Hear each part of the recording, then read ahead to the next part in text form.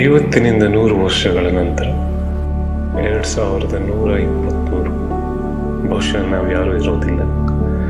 ಕಷ್ಟಪಟ್ಟು ಕಟ್ಟಿದ ಮನೆಯಲ್ಲಿ ಯಾರೋ ಅಪರಿಚಿತರು ವಾಸ ಇರ್ತಾರೆ.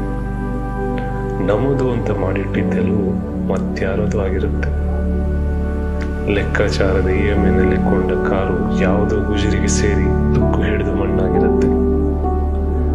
ಮರಿಮಕ್ಕಳು ಕ್ರಮೇಣ ನಮ್ಮ ಹೆಸರು ಮರೆತು ಬಿಡ್ತಾರೆ. ವರ್ಷಕ್ಕೊಮ್ಮೆ ಮಾಲೆ ಹಾಕಿಸ್ಕೊಳ್ಳೋ ನಮ್ಮ ಫೋಟೋ ಕ್ರಮೇಣ ಗೆದ್ಲು ಹಿಡಿದಿರುತ್ತೆ. ನೆನಪುಗಳಿಂದ ಮರೆಯಾಗಿ ಗತಕಾಲದಲ್ಲಿ ಲೀನವಾಗಿ ಬಿಡ್ತೇವೆ. ಒಂದು ಕ್ಷಣ ಲೈಫ್ ಪಾಸ್ ಮಾಡಿ ನೋಡಿದಾಗ ಅನಗತ್ಯ ವಿಷಯಗಳಿಗೆ ತೀರಾ ತಲೆ ಕೆಡಿಸ್ಕೊಂಡು ಬದುಕ್ತಾ ಇದ್ದೇವೆ ಅನಿಸ್ಬಿಡುತ್ತೆ. ಅದು ನಿಜ ಕೂಡ.